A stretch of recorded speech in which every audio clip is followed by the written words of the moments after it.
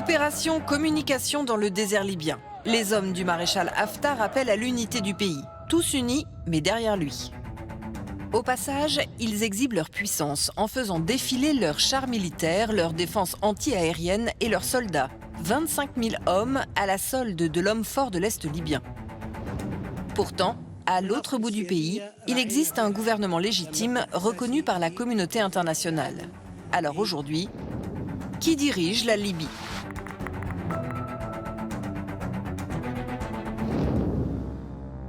15 ans après la chute de Kadhafi, la Libye est divisée en deux. À l'ouest, autour de Tripoli, le gouvernement d'union nationale, reconnu par la communauté internationale, est dirigé par Abdelhamid Beiba. À l'est, autour de Benghazi, l'armée nationale libyenne, avec à sa tête Khalifa Haftar, qui a conquis de larges parts du territoire libyen. Alors, comment en est-on arrivé là ?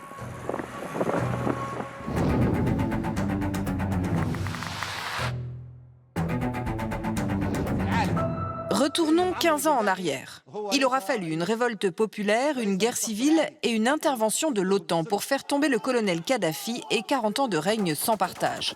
Il est finalement assassiné par son peuple le 20 octobre 2011.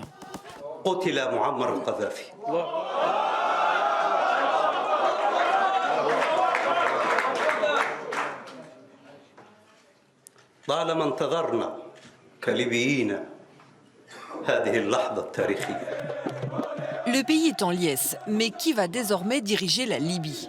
Très vite, le chaos s'installe et les islamistes prennent position, notamment à Benghazi à l'est, là d'où est partie la révolte populaire.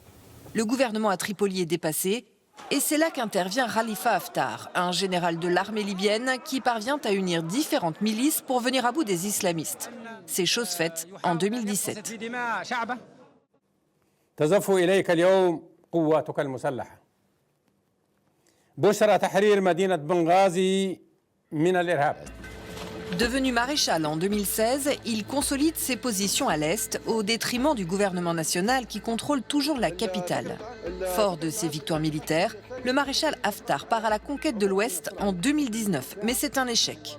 Sa défaite militaire entérine la séparation du pays. That defeat turned out to be a blessing in disguise because Haftar was able to preserve his control over the entire eastern half of the country and the entire southern half of the country. So in other words, the majority of national territory with all the oil assets. Khalifa Haftar contrôle donc maintenant la plus grande partie du pays, même si ce n'est pas la plus peuplée. Et ses positions sont renforcées par ses puissants alliés, les Émirats arabes unis, l'Égypte et la Russie. The UAE, Egypt, and Russia were the key supporters of Haftar. They empowered him, they enabled him to launch the 2019 attack, they enabled him to attack different cities since 2014. Basically, they basically emboldened Haftar to basically position himself as a wannabe dictator in the eastern side of the country. Et puis Haftar bénéficie d'un autre allié de taille, l'Union européenne. Pour l'Europe, il était infréquentable, il est devenu incontournable.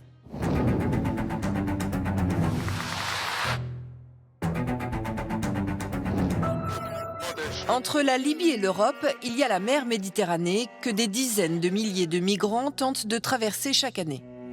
Pour les dissuader de prendre la mer, l'UE a conclu un pacte avec la Libye en 2017. Un pacte avec le gouvernement d'union nationale, celui de l'Ouest, le seul qu'elle reconnaît officiellement.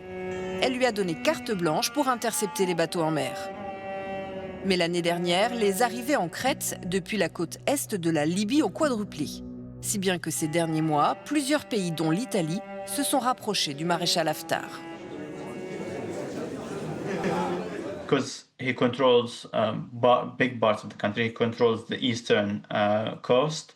That forces some countries like Greece, like Italy, to interact with him and deal with him more directly than they might have hoped. European countries are obsessed with just one thing, migration. Then Libyans are going to exploit that. Maybe I will do you a favor by reducing the flow of migrants But if I do that favor for you, don't ask me for anything else. Don't bother me because I happen to be trafficking drugs. Don't bother me because I torture innocent political opponents in my dungeons. De nombreuses ONG ont documenté les violations des droits de l'homme commises contre les migrants par les autorités des deux côtés du pays. Et malgré cela, les Européens renforcent leur coopération, légitimant ainsi la situation et le partage du pouvoir en Libye.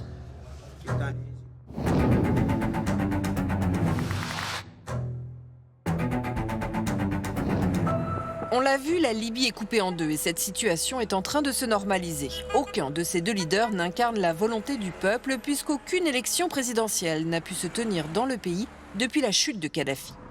La Libye est devenue une kleptocratie et comme chacun des deux s'enrichit, aucun n'a intérêt à jouer le jeu des élections et risquer de tout perdre.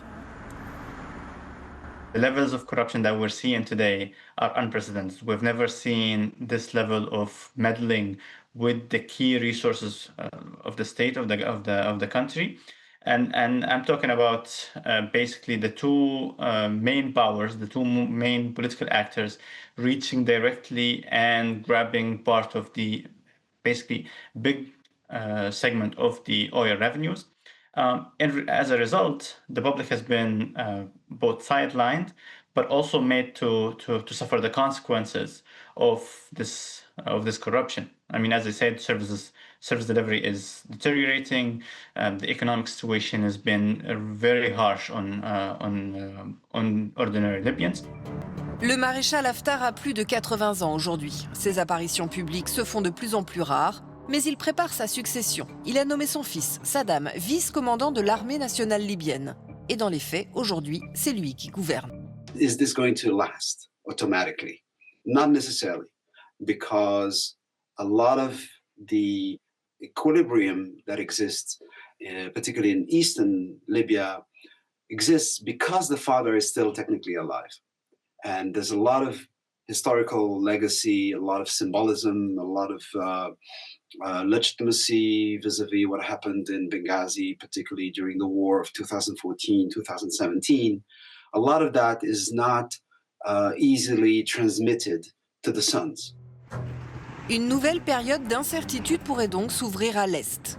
Si aujourd'hui la Libye n'est plus en guerre, elle est dirigée par deux hommes autoritaires et corrompus qui ne se préoccupent pas du sort de leur population. On est loin des rêves de liberté scandés par les Libyens lors du printemps arabe de 2011.